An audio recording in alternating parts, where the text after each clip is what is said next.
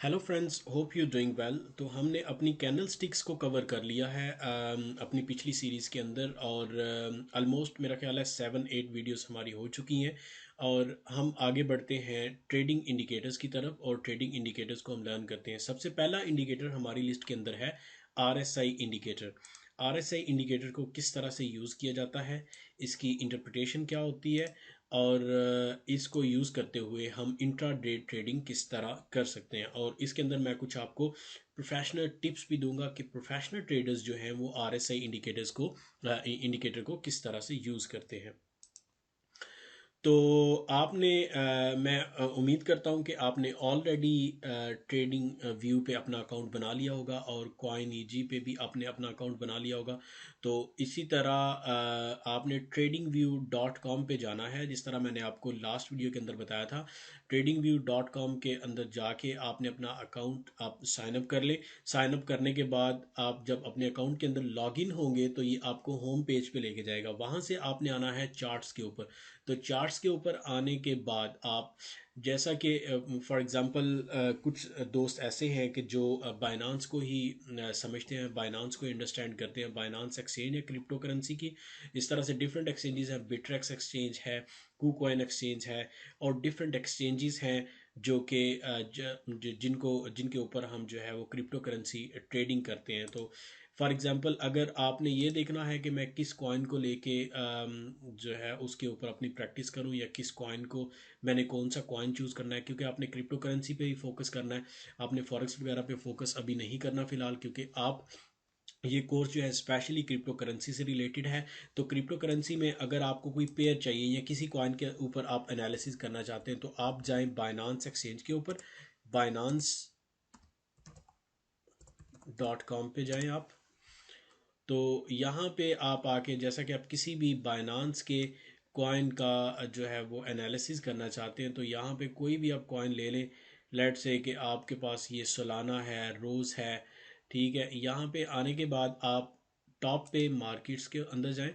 Markets के अंदर जाने के बाद आपको यहाँ पे ट्रेडिंग पेयर्स मिल जाएंगे। तो यहाँ पे आपने ऑल है, उसके बाद यहाँ पे आपको न्यू लिस्टिंग है, स्पॉट मार्केट है। स्पॉट मार्केट के अंदर आप जाएं तो यहाँ पे आके आप देखें यूएसडीटी पेयर में आपको चाहिए, तो आप कोई भी कॉइन यहाँ से सेलेक्ट कर लें। एडीए है, गाला है, एस सोलाना है, सीआरवी है, एसएक्सपी है। तो फॉर एग्जांपल हम यहाँ से ले लेते हैं, एडीए ले लेते हैं। तो एडीए यहाँ पे आप लें, कोई भी आप कॉइन ले सकते हैं। तो एडीए यूएसडीटी को मुझे, फॉर एग्जांपल इसके ऊपर मैंने अपना एनालिसिस करना है, तो मैं चूँकि बाइनांस एक्सचेंज से कॉइन ले रहा हूँ तो मैं बाइनांस के अंदर जाऊँगा, बाइनांस का चार्ट ओपन करूँगा यहाँ पे। तो यहाँ पे आने के बाद यहाँ पे मेक श्योर कि आपका जो टाइम फ्रेम है वो 4 आवर का हो, या अगर आप चाहते हैं 1 आवर पे भी कर सकते हैं ट्रेड, और 2 आवर पे भी कर सकते हैं, तो आप वो अपना टाइम फ्रेम सेलेक्ट कर सकते हैं, और उसके अकॉर्डिंग आप अपना आरएसआई इंडिकेटर अप्लाई कर सकते हैं। तो 4 आवर टाइम फ्रेम ये गुड इनफ है। तो इसको मैं ऐसे छोड़ देता हूँ। उसके बाद यहाँ पे आएंगे जब आप, एफ एक्स लिखा होगा, और यहाँ पे इंडिकेटर्स एंड स्ट्रेटजीज इसके अंदर है। तो आपने यहाँ पे इस पर क्लिक करना है। क्लिक करने के बाद आप यहाँ पे लिखेंगे सिंपली RSI। तो ये आपको टॉप पे आपको बिल्ट इन जो इंडिकेटर्स हैं इनमें से आप टॉप पे आपको इंडिकेटर मिलेगा रिलेटिव स्ट्रेंथ इंडेक्स। तो इसको आपने ऐसे ओपन करना है। ओपन करने के बाद ये इंडिकेटर आपको यहाँ पे अप्लाई हो जाएगा। इन्होंने कुछ जो है वो अपग्रेडेशन की है इस इंडिकेटर के अंदर। तो नॉर्मली पहले इसके अंदर बोलिंजर बैंड्स वगैरह नहीं होते थे, लेकिन अभी इन्होंने मिक्सअप किया बोलिंजर बैंड को इसके अंदर। तो हमें उसकी ज़रूरत नहीं है। हम बेसिकली अंडरस्टैंड हम जो है स्टडी करने वाले हैं इसमें RSI इंडिकेटर। तो इनपुट्स के अंदर आप इसको डिफ़ॉल्ट रहने दें, किसी भी चीज़ को आप मत छेड़ें यहाँ पे, तो इसको रहने दें ऐसे ही। स्टाइल के अंदर आप जाएं तो यहाँ पे आप RSI बेस्ड मूविंग एवरेज, इसको जैसे ही आप अनक्लिक करेंगे तो यहाँ से आप देखें वो लाइन, जो सेकंड लाइन है वो गायब हो गई है। तो अपर बुलिंजर बैंड इसको आप बंद कर दें, और लोअर बुलिंजर बैंड को भी, इसको भी ऑफ कर दें। RSI अपर बैंड, इसका क्या मतलब है? RSI अपर बैंड जो है, ये जो ऊपर वाली लाइन है ये है, और RSI लोअर बैंड, ये जो नीचे वाली लाइन है ये है, और मिडल लाइन ये वाली है। तो इनका मतलब ये क्या है मैं आपको अभी समझाता हूँ। तो यहाँ पे इसको आप 70 रहने दें। 50, that's perfect because that's the exactly middle of the price movement. और उसके बाद 30 ये यहाँ पे लोअर पे है, तो विजिबिलिटी के अंदर जाके आप इसको देख सकते हैं 1 मिनट 59। तो इसको छोड़ दें, इसको एज इट इज़ रहने दें। स्टाइल के अंदर आप इसको अगर लाइन को थोड़ा मोटा करना चाहते हैं, इसको थोड़ा सा थिक करना चाहते हैं, तो आप इस तरह से यहाँ पे इसको थोड़ा सा थिक कर सकते हो, जैसे कि मैंने अभी किया। तो ठीक है, इसको ऐसे अप्लाई कर दें और ओके पे क्लिक कर दें। तो ये आपका RSI इंडिकेटर अप्लाई हो गया। अब इस चीज़ को समझिएगा कि ये यहाँ पे ये जो लोअर लाइन है ये है ऑलमोस्ट 30 के आसपास, ठीक है। और ये जो अपर लाइन है ये है ऑलमोस्ट 70 के आसपास, ठीक है। तो 70 और 30, इसका क्या मतलब है? 1 से लेके 100 तक, लेट से कि 100% हम जिसको कहते हो फुली कंप्लीट कोई चीज़ है, तो 100 का मिडल है एग्जैक्टली 50। तो ये 50 पे आपको ये लाइन नज़र आ रही है, ठीक है। तो इसका मतलब ये है कि जब ये नीचे आएगा, इस लाइन को यहाँ पे 30 के आसपास आएगा, तो इसका मतलब है कि अब ये स्टॉक ओवरसोल्ड हो चुका है, ठीक है। मतलब जितने भी सेलर थे वो सेल करके स्टॉक को थक चुके हैं और अब बायर मार्केट के अंदर आ सकता है, ठीक है। अब इसको ये जो टॉप वाली लाइन है, इसका मतलब ये है कि स्टॉक जो है वो ओवर बॉट हो चुका है, तो अब सेलर सेल करना स्टार्ट कर सकता है। तो ये हमें एक इंडिकेशन देता है कि आपने कब बाय करना है और कब आपने सेल करना है, ठीक है। तो आप इसका अगर बेसिक ले लें, इसको मैं आपको एक्सप्लेन कर दूं कि ये होता क्या और किस तरह से वर्क करता है। तो आप देखें, जैसा कि ये 4 आवर का चार्ट है, 4 आवर के चार्ट के अंदर मैं आपको अगर कोई भी एग्जांपल इसकी दूं कि ये ओवर सोल्ड जब हुआ था, फॉर एग्जांपल ये देखिए, ये यहाँ पे ओवर सोल्ड हुआ है, इसने टच किया है 30% वाली लाइन को, और ये नीचे आ गया तकरीबन 27% पे, ठीक है।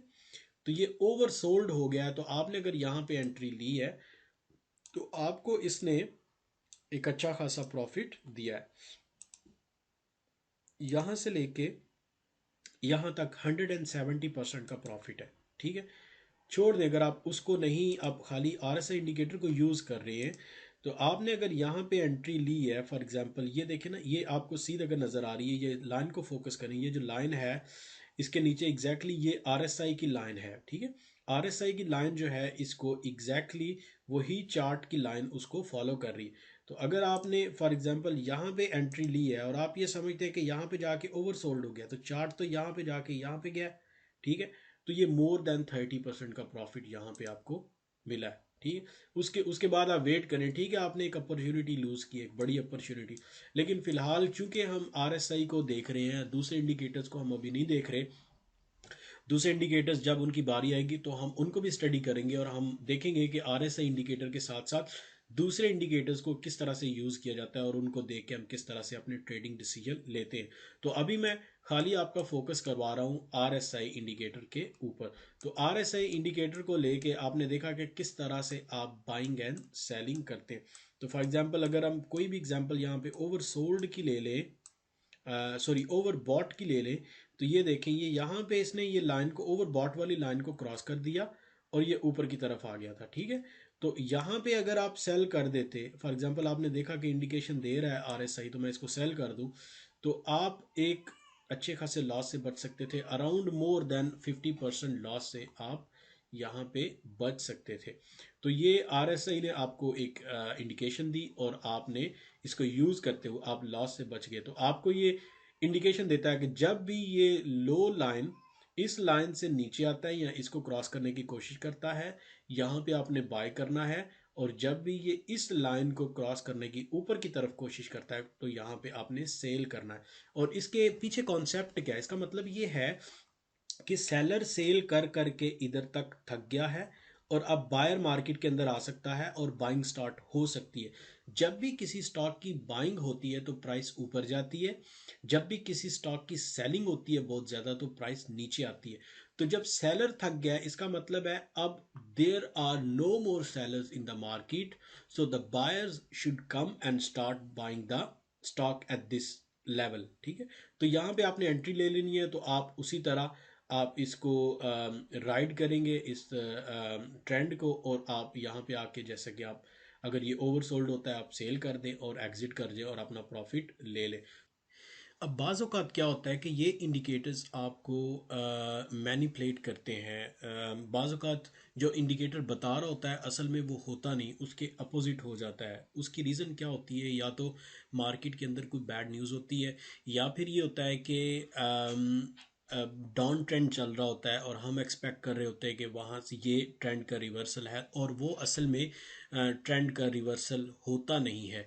अब इसकी मैं कुछ आपको प्रैक्टिकल एग्जांपल देता हूँ कि ये यहाँ पे देखें, कुछ प्रैक्टिकल एग्जांपल इस चीज़ की इसकी मैं आपको देता हूँ कि ये देखें, ये यहाँ पे क्या हुआ था, ओवरसोल्ड हुआ था स्टॉक।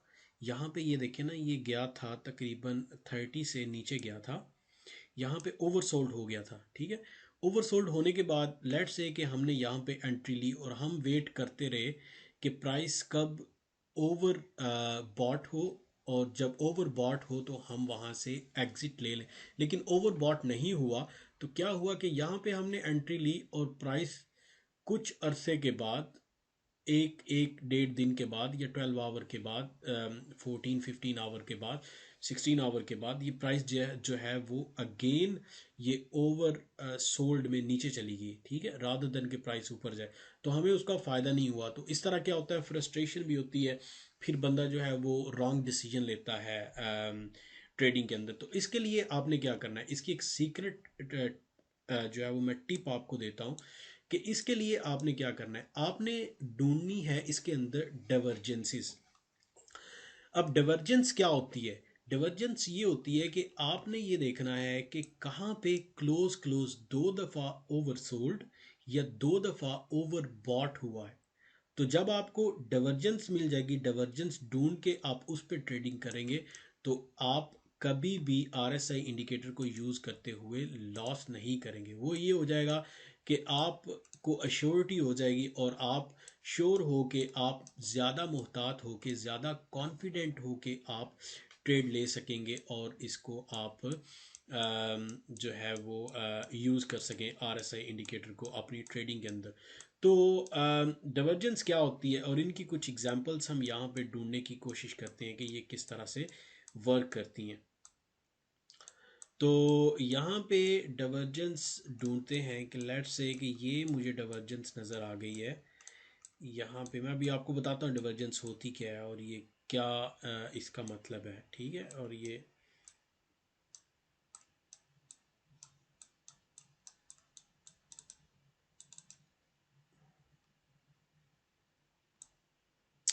सॉरी, ये मेरा ज़रा वो चार्ट डाउन चला गया था। तो यहाँ पे आप देखें कि ये हमें एक डाइवर्जेंस मिली है। ठीक है, तो डाइवर्जेंस जो होती है ये होती है कि कहाँ पे दो दफ़ा ओवर सोल्ड हुआ है और कहाँ पे दो दफ़ा ओवर बॉट हुआ है। तो लेट्स से कि मैं यहाँ पे इसको लाइन को खींचने की कोशिश करता हूँ, ये मेरी डाइवर्जेंस है। ठीक है, ये ओवर बॉट की डाइवर्जेंस है। और यहाँ पे आप देखें कि ओवर बॉट की डाइवर्जेंस के अंदर हमारे साथ क्या हुआ है कि यहाँ यहाँ से प्राइस मूव हुई है यहाँ तक। तो ये डबल कंफर्मेशन आपको हो गई है कि अभी ओवर बॉट हो चुका है ये स्टॉक, और आप सेल करके एग्जिट कर जाएं, वरना आपको लॉस होगा। तो ये आपको एक इंडिकेशन मिली। ठीक है, उसके बाद अब देखें कि ओवर सोल्ड कहाँ पे जाके हुआ। ओवर सोल्ड हुआ यहाँ पे जाके, इस लेवल के अंदर, इस लेवल पे जाके आपको ओवरसोल्ड दिखा रहा है। ठीक है, तो अगर यहाँ पे आपको डाइवर्जेंस मिली, आपने जैसे ही डाइवर्जेंस मिली, चलें ठीक है, आपको डाइवर्जेंस मिली, ये थोड़ा सा नीचे आया, तो आपने क्या किया कि यहाँ पे इसको सेल कर दिया। यहाँ पे तकरीबन आपने इसको सेल कर दिया, इस पॉइंट के ऊपर आपने सेल किया, इस पॉइंट पे सेल करके आप एग्जिट कर गए। जब आपने एग्जिट किया तो आप कितने लॉस से बचे यहाँ से यहाँ तक आप तकरीबन मोर देन 25% लॉस से बच गए।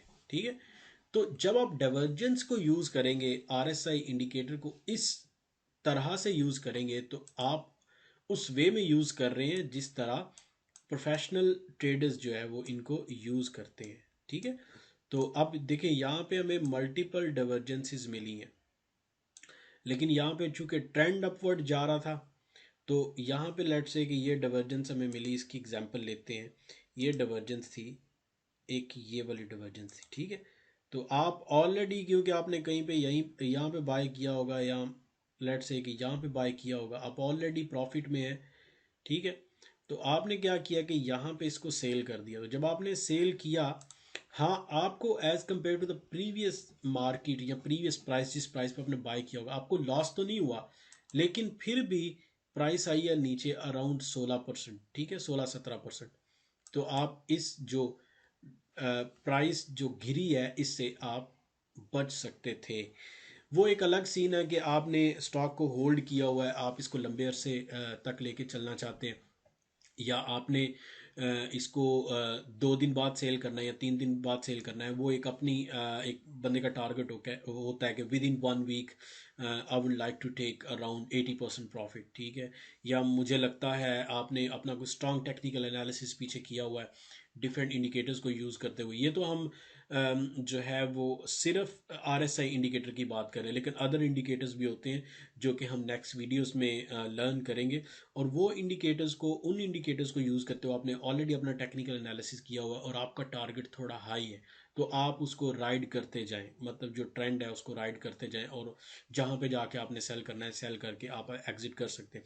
लेकिन ये मैं बात कर रहा हूँ डे ट्रेडिंग की, और डे ट्रेडिंग के अंदर ये होता है कि जब हम डे ट्रेडिंग कर रहे होते हैं, हम अपने इमोशंस को भी कंट्रोल में रख के डे ट्रेडिंग कर रहे होते हैं।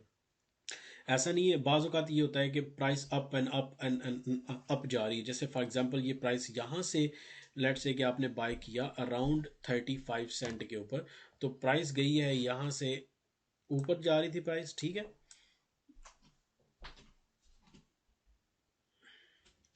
हाँ, इसकी प्राइस ये लेफ्ट साइड पे आपको दिखा रहा है। ठीक है, तो प्राइस यहाँ से आपने 35 सेंट के ऊपर बाय किया, और यहाँ पे आके अराउंड ये 95 ये आपका टारगेट था। ठीक है, आपने यहाँ पे सेल करके एग्जिट हो जाना है, क्योंकि ये आपने इनिशियल टारगेट सेट किया था, रादर देन कि आप ग्रीडी हो जाएं कि नहीं प्राइस और ऊपर जाएगी और ऊपर जाएगी। तो वो होता क्या है, बाज़ औक़ात वो जो है वो ट्रेंड रिवर्स हो जाता है, और प्राइस जो है वो रादर देन ऊपर जाने के नीचे चली जाती है, और आपको लॉस हो सकता है। तो ट्रेडिंग के अंदर we trade like a robot. ठीक है, तो यहाँ पे अपने जज्बात को कंट्रोल करते हुए, अपने इमोशंस को कंट्रोल करते हुए हमने ट्रेड करनी होती है, और जो इनिशियली हमने अपने टारगेट सेट किए होते हैं, उन्हीं टारगेट्स के ऊपर हमने बाय एंड सेल करना होता है। तो मिलते हैं नेक्स्ट वीडियो के अंदर, तब तक अपना ख्याल रखिएगा। Have a nice day.